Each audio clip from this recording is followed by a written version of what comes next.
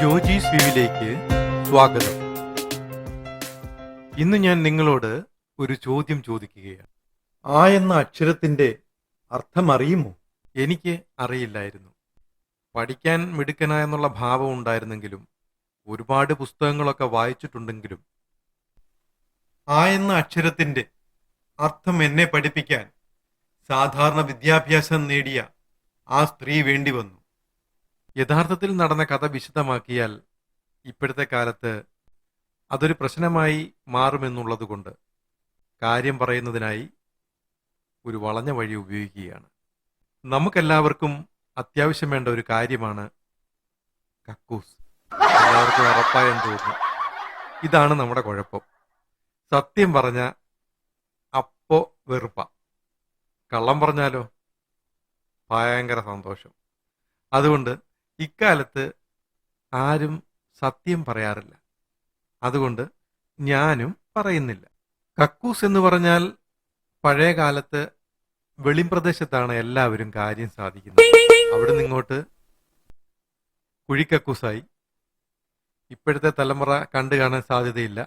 പിന്നെ Indian closet കക്കൂസ്, European closet കക്കൂസ്, അത് പലതരത്തിൽ പല ഡിസൈനിൽ.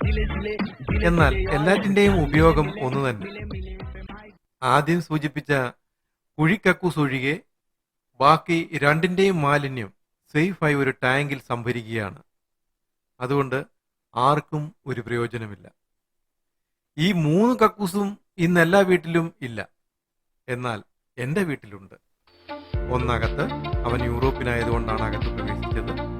മറ്റവൻ ഇന്ത്യൻ ആയതുകൊണ്ട് അവൻ പറമ്പിന്റെ നടുക്ക്,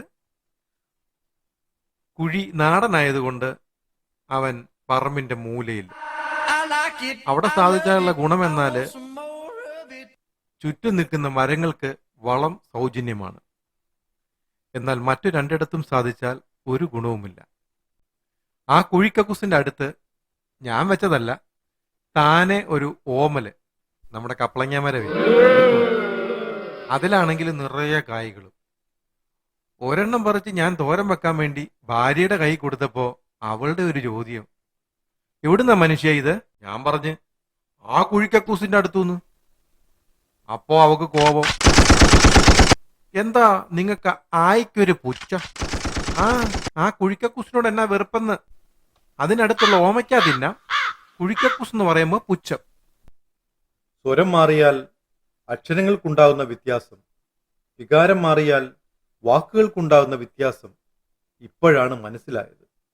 എന്നെ മലയാളം പഠിപ്പിച്ച സാറ് വർഷങ്ങളോളം ഈ പുള്ളി എന്നതാ പഠിപ്പിച്ചത്? ആ എന്ന അക്ഷരത്തിന്റെ യഥാർത്ഥ അർത്ഥം പഠിപ്പിക്കാതെ എന്തു മലയാളമാണ് അയാൾ പഠിപ്പിച്ചത്?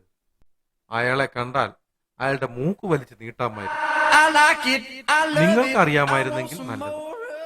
വാക്കുകളും അക്ഷരങ്ങളും സൂക്ഷിച്ച് ഉപയോഗിക്കുക.